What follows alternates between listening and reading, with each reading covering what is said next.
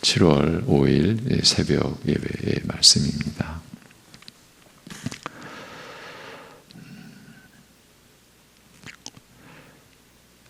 결코 씻겨질 수도 처리될 수도 없는 우리의 영혼에 영원한 흔적인 죄악을 아들을 죽이심으로 인하여 그 은혜를 성령님을 통하여 베풀어 주심으로 인하여 씻어주시고 죄를 기억조차 하지 아니하시는 은혜로 우리를 구원하신 아버지 하나님께 감사와 찬송과 영광을 돌리옵나이다.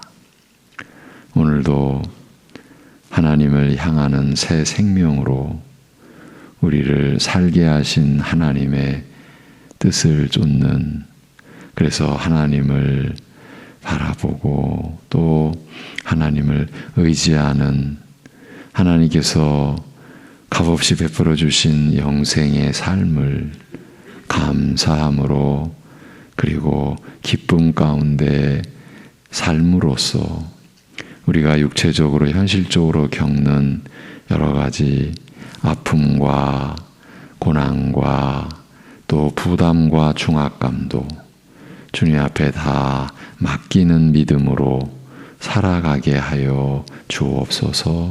예수님의 이름으로 기도하옵나이다. 아멘. 로마서 4장 1절에서 8절을 같이 보시겠습니다. 로마서 4장 1절에서 8절 보시겠습니다. 로마서 4장 1절에서 8절. 예.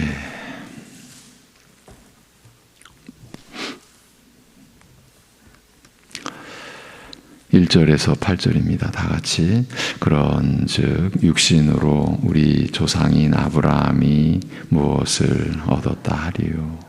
만일 아브라함이 행위로서 의롭다 하심을 받았으면 자랑할 것이 있으려니와 하나님 앞에서는 없느니라. 성경이 무엇을 말하느냐? 아브라함이 하나님을 믿음에 그것이 그에게 의로 여겨진 바 되었느니라.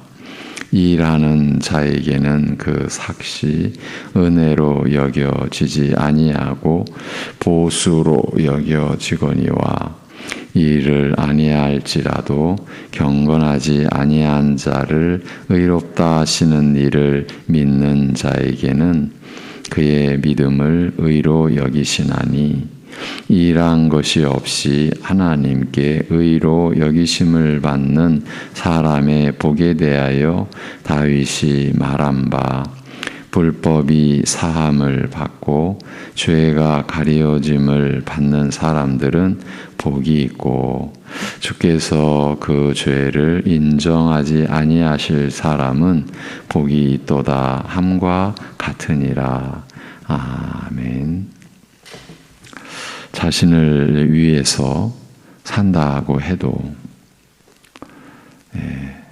복을 누릴 수 없을 뿐만 아니라 아예 복을 얻지도 못한다는 내용을 지난주 마지막 시간에 나눴습니다. 이렇게 이 짧은, 이 간단하게 보이는 진술도 사실은 이 세상을 뒤엎는, 곧 일반 상식을 갈아엎는 위력이 있다고 볼 수밖에 없습니다. 그렇죠? 복을 얻고 그 복을 누리기 위해 아무리 애쓴들 다 헛되다는 뜻이니까요. 그런데 사람들은 다 이렇게 자신을 위해 살고 있지 않습니까? 그래서 지금 우리가 나누고 있는 말씀이 세상을 뒤엎는 내용이라고 한 것입니다. 진리의 역사가 사실은 이렇습니다. 죽음의 밭을 갈아엎고 생명의 씨앗을 심는 것이니까요. 사실 우리 인생들이 이런 일을 감당할 수 있겠습니까? 그리고 이런 일에 우리가 어떻게 참여할 수 있겠습니까?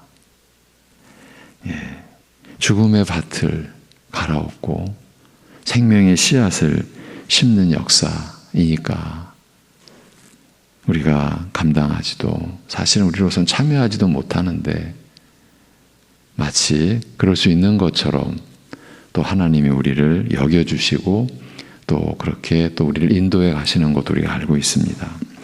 이렇게 지난 시간 나눈 말씀의 내용도 간단치가 않았습니다. 우리는 지금 예수님이 우리에게 의로움과 거룩함과 구원함이 되신 것이 바로 우리에게 지혜가 되셨다는 뜻이라는 내용을 살피고 있습니다. 고린도전서 1장 30절이죠. 먼저 예수 그리스도께서 우리에게 의로움이 되셨다, 곧 의가 되셨다는 의미를 로마서를 통해서 확인하면서 지난 주간 동안 바울 사도가 아브라함과 다윗을 들어서 사람이 의롭다 하심을 얻는 것, 곧 죄책과 그 정죄함에서 이제 벗어나서 하나님과 온전한 관계가 회복되는 것, 맺어지는 것, 이 사람이 의롭다함을 얻는 거죠. 이 사람이 의롭다 하심을 얻는 것은 행위가 아닌 믿음이라는 사실을 확증해 놓은 그 내용을 중점적으로 살폈습니다. 성경의 역사에서 특히 구약의 인물 중에서 하나님 나라를 보여주는 대표적 인물이 바로 아브라함과 다윗 아닙니까? 그런데 로마서는 이들 두 사람이 바로 믿음으로 의롭다함을 받는 그 진리의 구원의 도리에 있어서 핵심 진리의 결정적 증인이라고 제시한 것입니다. 그렇다면 우리가 구약 성경을 볼 때에 아브라함의 기사, 다윗과 관련된 기사를 볼 때 이렇게 믿음으로 의롭다 여겨주시는 하나님의 은혜를 볼 수 있어야 하는데 그게 또 간단치 않죠. 이제 이렇게 이제 신약의 이 말씀을 통해서 이제 구약이 또 밝히 비추어지는 거죠. 때로는 그 반대의 경우가 될 수도 있고요. 구약의 말씀을 통해서 신약의 말씀이 이게 드러나는 경우도 얼마든지 있죠. 이렇게 우리가 하나님의 말씀을 늘 생각하면서 옛 언약의 내용과 새 언약의 내용을 우리가 늘 함께 보게 되어 있죠. 이제 이런 그 진리에 관한 말씀의 시작은 오늘 우리가 읽었던 로마서 4장 2절에 만일 아브라함이 행위로서 의롭다 하심을 받았으면 그가 하나님 앞에서 뭔가 행하거나 이룬 것으로서 의롭다 하심을 받았으면 자랑할 것이 있으려니와 하나님 앞에서는 없느니라는 말씀입니다. 이제 이것으로 바울 사도는 아브라함과 다윗을 들어 그 의롭다 여김 받는 이제 믿음을 설명해 가는 거죠. 그 시작이 이렇게 되는 거죠. 그리고 이어지는 6절과 8절에서 일한 것이 없이 하나님께 의로 여기심을 받는 사람의 복에 대하여 다윗이 말한 바, 이제 아브라함에 이어 다윗을 들면서 그러면서 그 복의 정체, 그 복의 내용에 대해서 불법이 사함을 받고 죄가 가려짐을 받는 사람들은 복이 있다. 이렇게 선언한 거예요. 주께서 그 죄를 인정하지 아니하실 사람은 복이 있도다. 이렇게 말씀합니다. 이 구절로 지난 시간에 나눈 내용을 돌아보려고 합니다. 그만큼 중요하기 때문이기도 하지만 실제로 일반적인 이제 관점, 일반적인 입장에서는 납득이 되지 않는 내용들이기 때문입니다. 그렇게 본다면 우리는, 여러분들은 일반적으로는 납득이 안 되는 내용들을 받아 드신 분들이죠. 아브라함을 통해서 확증된 사실은 이것입니다. 사람은 행위로서는 의롭다 하심을 받을 수 없다는 점입니다. 어떤 행위로도 어떤 일로도 사람은 하나님께 의롭다 하심을 받을 수 없습니다. 그러니까 하나님께 받아들여질 수 없다. 하나님과의 영원한 관계를 이룰 수 없다. 구원을 받을 수 없다라는 바로 그 말이죠. 여러분, 우리가 평생을 신앙생활 했는데 하나님과의 관계가 맺어지지 않았다. 그렇게 되면 우리의 평생의 신앙생활은 헛된 것 아닙니까? 아무런 의미가 없는 것 아닙니까? 예. 그런데 어떤 행위로도, 우리의 어떤 일로도 우리는 하나님께 의롭다 여기심을 받을 수 없다. 하나님과의 온전한 관계, 그 온전한 관계라는 것은 사실은 영원한 관계잖아요. 그게 성립이 안 된다. 우리의 일로나 행위로는. 그러니까 구원은 없다. 예. 이런 뜻 아닙니까? 이와 관련하여 다윗은 이러한 것이 없이 하나님께 의로 여기심을 받는 사람의 복에 대하여 이렇게 진술을 합니다. 찬찬히 이 구절을 살펴보면 볼수록 일반 상식으로는 도저히 납득이 되지 않는, 납득이 될 수 없는 그런 내용이라는 점을 느낄 수 있습니다. 그렇지 않습니까? 하나님께 의로 여기심을 받는, 하나님과 영원한 완전한 관계가 맺어지는 그 일에 있어서 그렇게 맺어지는 그런 사람의 복에 대하여 말하면서 이러한 것이 없이 라고 하니까요. 어떻게 이러한 것이 하나도 없는데 하나님께 의로 여기심을 받으며 또 그것이 복이 된다라는 겁니까? 지금 일반 사람들의 입장에서 지금 이렇게 보아 나가는 겁니다. 일단 이 한 가지 점만 갖고도 말이 안 된다라는 느낌을 쉽사리 지울 수가 없습니다. 그러니까 이러한 것이 하나도 없는 상태에서 복이 되는 경우라는 게 있을 수 있습니까? 일반적인 관점에서. 우리가 받은 은혜의 이 놀라움과 복됨을 지금 우리 아닌 다른 입장에서 지금 계속 질문해 보는 겁니다. 상식적으로 이런 경우는 없습니다. 이러한 것이 하나도 없는 상태에서 복이 되는 경우가 있겠습니까? 이러한 것이 없는데 복 있는 사람이 된다라는 것이지 않습니까? 이것은 아무리 납득하려고 해도 쉽지가 않습니다. 그럴 여지가 없다라고 보는 게 맞을 듯 싶습니다. 어떤 틈새가 안 보입니다. 아니 어떻게 이러한 것이 없는데 복된 사람이다. 이러한 것이 하나도 없는데 자기 것이라고 요구할 게 하나도 없는데 왜 이러한 게 없으니까. 일반적인 관점에서. 그런데 복이 있는 사람이 된다? 여러분, 이해의 틈새가 보여집니까? 일반적인 상식적인 관점에서. 아무것도 한 일이 없이 복을 받는다라는 것이니까요. 이게 일반 사람들의 성정 아니겠습니까?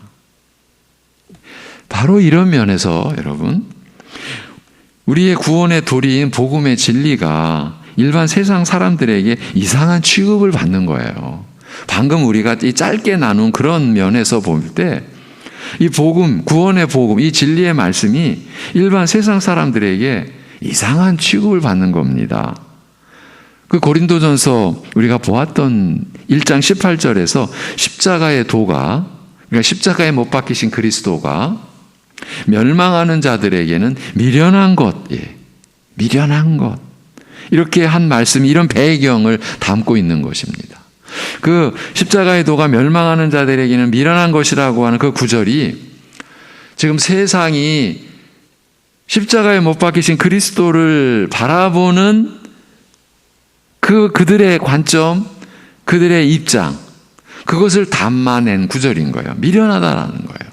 어떤 대상을 향하여 미련하다라고 할 때 그러한 인식과 판단 안에는 어느 정도 조롱하는 뉘앙스도 담겨 있다라고 보는 게 보통이죠.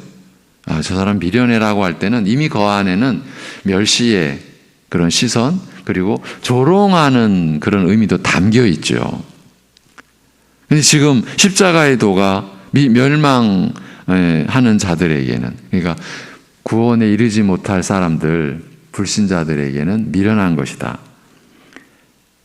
조롱하는 거죠. 그래서 21절에 하나님의 지혜에 있어서는 이 세상이 자기 지혜로 하나님을 알지 못하므로 하나님께서 전도에 미련한 것으로 믿는 자들을 구원하시기를 기뻐하셨다라고 하였고, 25절에서 하나님의 어리석음이 사람보다 지혜롭고 하나님의 약하심이 사람보다 강하니라고 하였습니다. 그러니까 하나님의 지혜가 어떻게 이 세상에 나타났는가 하면 이 세상이 자기 지혜로 하나님을 알지 못하므로 하나님께서 전도에 미련한 것으로 믿는 자들을 구원하시는 이것, 이렇게 하나님의 지혜가 나타났다는 뜻이죠.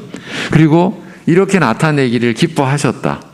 지금 전도에 미련한 것으로 믿는 자들을 구원하시는 그것을 하나님이 기뻐하신 거예요.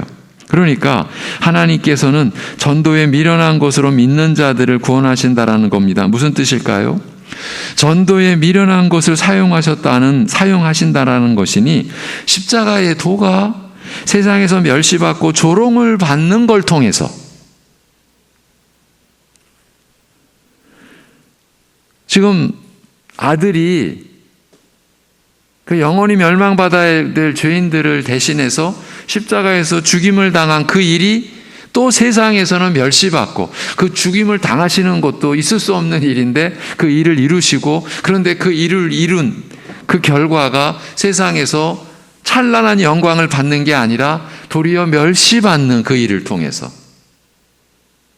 그래서 복음의 신앙에 협력하며 살아가는 우리 모든 일꾼뿐만 아니라 우리 모든 신자들, 여러분들, 그래서 가족과 이웃에게 복음을 전할 때 조롱과 멸시는 당연한 거예요. 다른 대접, 우리가 그리스도의 그 은혜, 십자가에 못 박히신 그리스도, 내 죄로 죽으시고 다시 사신 그리스도를 우리가 복음으로 전할 때 대접받는다라는 생각은 안 하셔야 되죠. 오히려 조롱받는 거예요.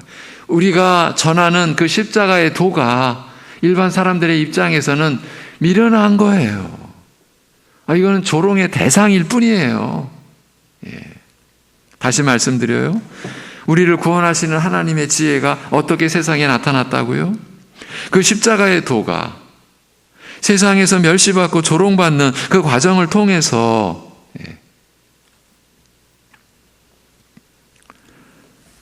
나타난다. 그렇게 해서 믿는 자들을 구원하신다. 이게 전도에 미련한 것을 사용하신다라는 그 내용이에요. 그리고 이것을 기뻐하신다라고 한 것이에요. 그렇기 때문에 십자가의 도가 이 세상에는 여전히 감추어진 비밀과 같은 것이에요. 그저 미련하게 여길 만한 대상일 뿐이고 자연스럽게 조롱의 대상이 될 뿐인 것이에요.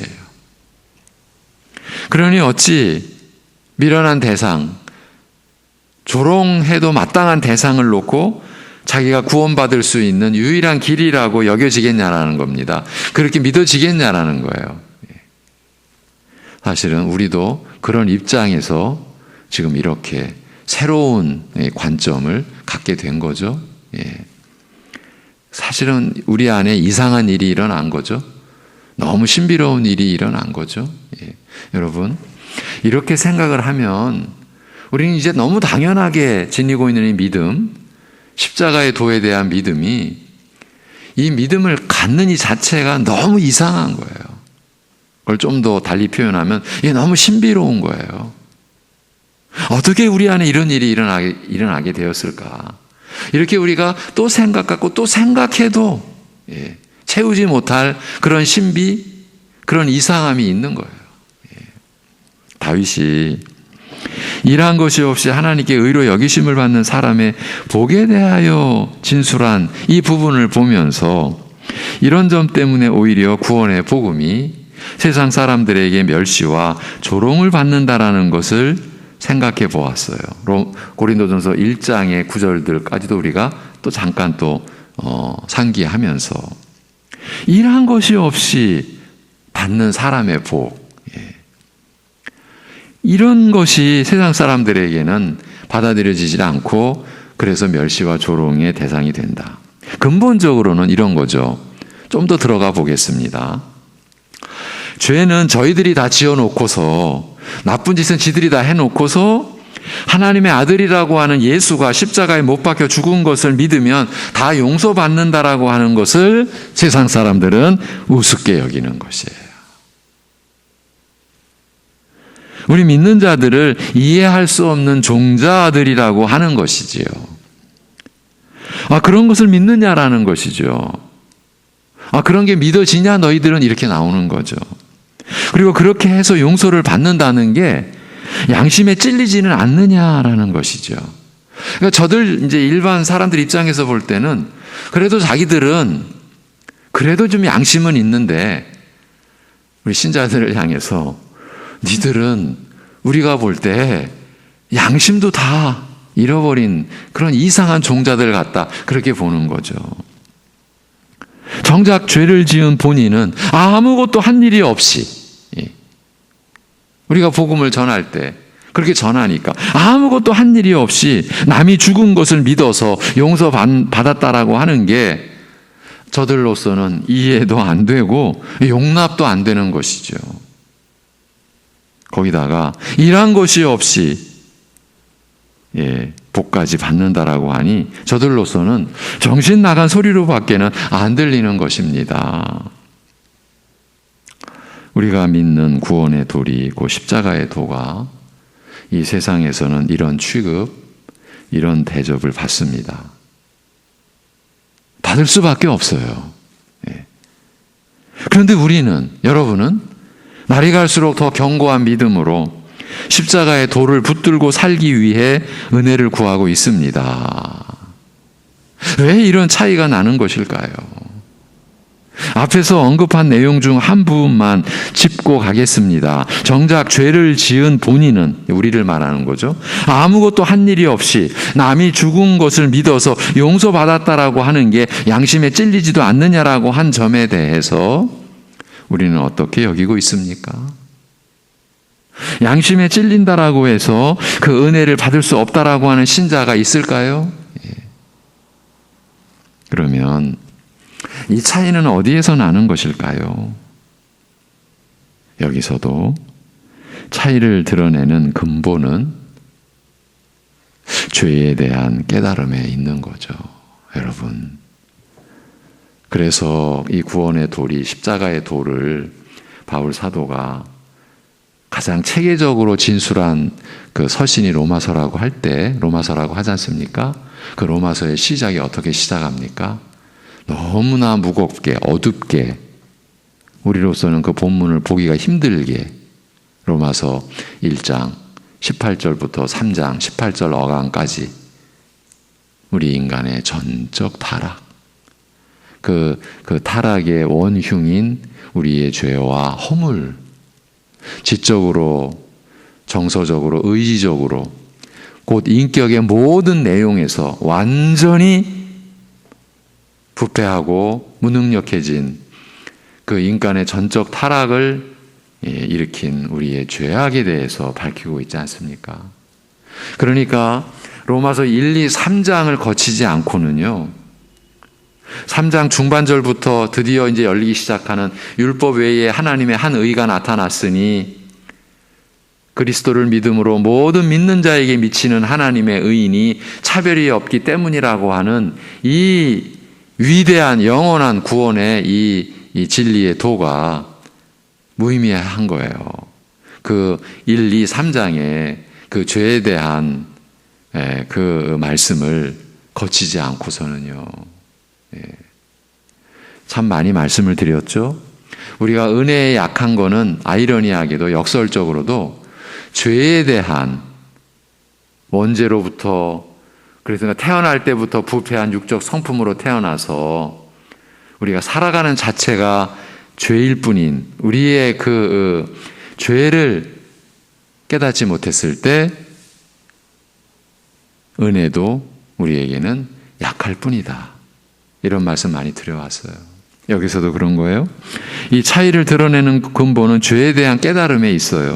하나님 앞에서 우리가 지은 죄와 허물을 깨닫는 순간 성령께서 우리의 심령을 비추어 주셔서 우리가 죄를 깨닫는 것도 우리가 못 깨닫잖아요. 여러분, 다윗이 뭐를 보여줬어요?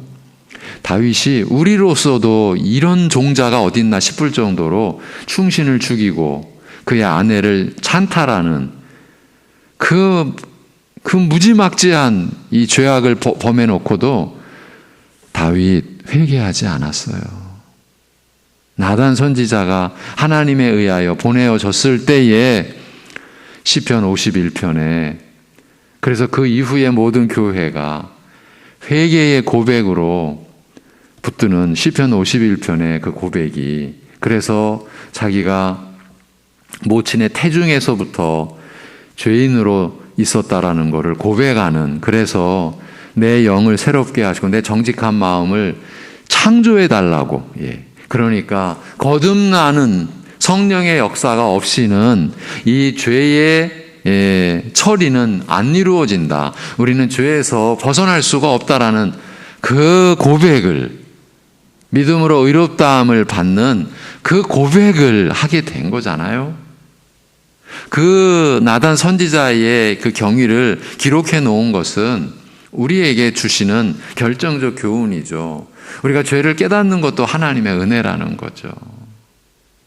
성령께서 우리의 심령을 이 어두운 심령을 비추어 주셔서 우리가 얼마나 부패하고 악한 죄인인 줄을 알게 하셨을 때 우리로서는 그 죄에 대하여 할 수 있는 일이 아무것도 없음을 일할 게 없는 거예요. 그 죄를 딱 직면하면 일할 게 없어요. 할 게 없어요. 아무것도 할 수 있는 게 없음을 오직 하나님의 처분만 바랄 뿐이었어요. 우리가 어느 정도는 이런 과정을 겪었지 않습니까? 오직 하나님의 처분만 바랄 뿐이었어요. 뭘 할 게 없어요. 제가 뭘 해야죠? 제가 뭘 할까요? 우리는 할 게 없어요. 왜 제가 뭘 할까요? 라고 한 것은 이것도 제가 많이 말씀을 드렸어요. 저희 은사님이 이사 와서 새롭게 교회에 오신 분을 이제 세 가족 이렇게 상담을 하는데 목사님께서 그분이 말씀에 근거한 믿음이 아니라는 것을 이제 살피신 거예요. 그래서 이제 말씀으로 믿음을 가지셔야 된다라고 인도했을 때 그분이 딱 내뱉은 말을 우리 제자들에게 들려주셨어요. 우리는 누군지 모르니까 남 얘기한 게 아니죠. 우리를 가르치시기 위해서 그분이 딱 한 말이 제가 뭘 해야 되죠? 이건 뭘 의미하는 거예요? 자신의 죄를 아직 못 깨달은 거죠. 자신의 죄를 깨달았을 때는 제가 뭘 해야 되죠? 이게 나올 수가 없는 거예요. 왜? 그 죄에 대해서 우리가 할 수 있는 일이 아무것도 없으니까요. 오직 하나님의 처분만 바랄 뿐이니까요. 할 수 있는 일이라면 사망의 영원한 저주를 받아들이는 것 뿐이었어요. 우리가 할 수 있는 일은, 우리가 감당할 수 있는 일은 그 사망의 저주를, 죄값으로서의 사망의 저주를 그저 그냥 받는 것 뿐이었어요. 그런 우리를 하나님께서 긍휼히 여겨주셨고 우리의 죄를 담당해 주신 아들의 은혜를 입혀주시니 어떻게 값없이 입혀주시니 우리로서는 받아들이지 않을 수가 없었던 것이에요. 우리는 불가항력적인 은혜, 이 불가항력적, 우리는 한거를 못해요. 이 불가항력적인 은혜를 받을 수밖에 없었던 것이에요. 그것도 성령께서 이 불결하기 짝이 없는 우리에게 임하도록 하셨으니 우리로서는 어찌할 수가 없었고, 그래서 저들이 야 니들은 뭐 양심도 없냐? 죄는 니들이 져놓고 남이 죽은 거 믿는다고 그래, 너 죄 용서 받는다고 하는데 그거 받아들이고 어쩌고 그러고 있냐? 이렇게 조롱을 해도 우리 안에는 그 일이 일어났어요. 일어나고 말았어요. 우리로서는 그 은혜를 항거할 수가 없어요. 나 은혜 못 받겠다고 할 수가 없어요. 죄를 비춰주시고 깨닫게 해주신 것도 하나님, 그리고 그 죄에서 벗어나는 완전한 길을 이루시고 계획하시고 이루시고 그 은혜를 우리에게 입혀주시는 분도 하나님. 우리는 저들에게 우리로도 어쩔 수가 없었다고, 그 은혜가 우리에게 임한 것이라고. 그래서 값없이 받았기 때문에 당신에게도 이 살 길을 전하는 것 뿐이라고, 그 이름이 예수님이시라고 우리는 그러는 거죠. 그 항거할 수 없는 이 불가항력적 은혜를 우리가 받았다.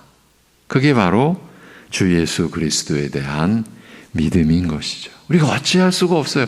우리가 받아들일 수밖에 없어요. 우리도 그 결과가 주 예수 그리스도에 대한 믿음인 것이죠, 여러분. 그리고 그 복의 내용이 다름 아닌 불법이 사함을 받고 죄가 가려짐을 받는 것이에요. 다른 것도 아니고 죄 사함을 받는 복이에요. 일한 것이 없이 받는 복이. 그런데 이런 복이 일한 것이 없이 주어진다. 아니, 이건 말이 안 되지 않습니까? 또 이제 일반 관점으로 돌아가 본 겁니다. 어떻게 이런 일이 있을 수 있습니까? 그렇습니다. 사실 말이 안 되는 거예요. 예수님이 우리에게 지혜가 되셨다? 곧 예수님이 우리에게 의가 되셨다라는 이것이 사실은 말이 안 되는 일이에요. 우리 믿는 자들에게는 너무 당연한 것들이 사실은 이렇게 말이 안 되는 것들이었어요. 그 말이 안 되는 일들이 우리에게는 이제 조금 더 의문이 없이 받아들여지는 이 일이 여러분 안에 일어난 거예요. 사람으로서는 할 수 없는 일, 이 세상에서는 있을 수 없는 일이 우리에게는 자연스러운 일이 된 것이에요. 이렇게 우리에게 일어난 일을 짚어드리는 것도 의미가 있다라고 여겨져서 이런 시도를 여러분과 한번 해본 거예요. 일반 관점에서 뭐 이런 얘기까지, 니들은 양심도 없냐? 어떻게 죄는 니들이 다 져놓고 남이 죽은 것 그거 뭐 붙들고 너희 용서받았다고 니들은 어떻게 그럴 수 있냐라고 하는 이런 얘기도 한번 여러분과 한번 나눠본 거예요. 왜일까? 좀 짐작하시죠? 사실은 있을 수 없는 일이 우리 안에 일어난 거예요. 오직 하나님이 아니시면 하나님의 지혜, 하나님의 권능, 그 은혜가 아니면 있을 수 없는 일이 왜 이런 시도를 했는지 짐작하시죠? 그래서 우리 자신에게 이렇게 질문해 볼 수 있어요. 이 질문으로 마무리할게요. 도대체 우리는 누굽니까? 여러분은 누구세요? 어떻게 우리에게 그런 일이 일어났습니까? 도대체 우리가 누구길래? 여러분, 각자 답을 해보시기 바랍니다. 하실 수 있죠? 그래서 여러분 각자 가슴이 벅차오름을 느껴보시기를, 여러분 스스로 느끼시는데 우리가 이렇게 함께 나눈 말씀을 통해서 과연 그러면 내가 누굴까? 우리가 누구지? 우리에게 왜 이런 일이 일어났지? 이런 생각을 해보시면서 가슴이 벅차오름을 또 한번 느껴보시기를 바랍니다. 오늘 여기까지입니다. 하나님 아버지, 참 이 세상에서는 있을 수 없는 일이 우리에게 일어난 이 사실을 이렇게 또 확인해 볼 수 있는 이런 시간을, 또 이런 과정을, 이런 내용을 허락해 주셔서 감사합니다.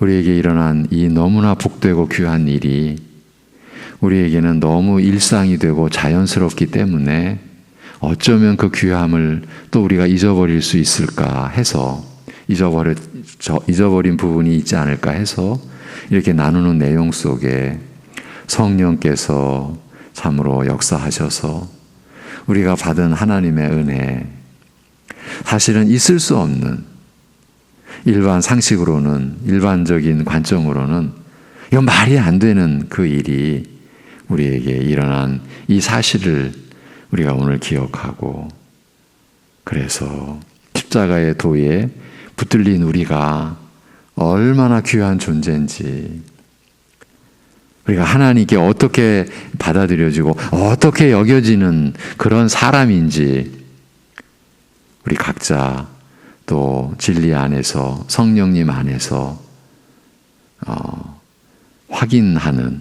확인이 되는 그런 은혜가 있게 하여 주시옵소서. 그래서 우리가 사람들에게 보여지는 육신의 삶에 상관없이, 우리의 육신의 외모에 상관없이 이 세상 모든 사람들을 산자와 죽은 자로 심판하실 하나님 앞에서 우리가 하나님께 어떻게 여김을 받고 하나님께 의로 여김을 받아 하나님께 온전히 받아들여져서 하나님과 온전히 화평한 관계로 살게 되는 이 관계의 소중함, 여기에 담긴 완전하고 영원한 복을 사랑하는 우리 성도들이 이 한 주간도 오늘도 누리며 살아갈 수 있게 하여 주옵소서. 육신적으로 눌리고 또 때로는 찌르는 듯한 아픔과 때로는 뼈가 깎여지는 그런 고통을 겪는 과정에서도 우리가 그 생명의 불씨가 꺼져가는 게 아니라 꺼지지 않을 영원한 생명을 결코 쇠하여지거나 이제 하나님으로부터 끊어질 수 없는, 그래서 생명의 근원이신 하나님과 완전히 연합되어져서 그야말로 샘솟는 생명의 그 은혜와 능력과 지혜를 가지고 살아가는 하나님의 자녀로서 그 뼈를 깎는 고통, 가슴을 찌르는 고통 속에서도 하나님이 주시는 소망, 하나님이 주시는 영원한 약속, 그 은혜 속에 붙들려서 그 아픔 속에서도 찬송할 수 있고 또 기도할 수 있는 은혜로 살게 하여 주시옵소서. 감사드리며 우리 주 예수 그리스도의 이름으로 기도하옵나이다. 아멘.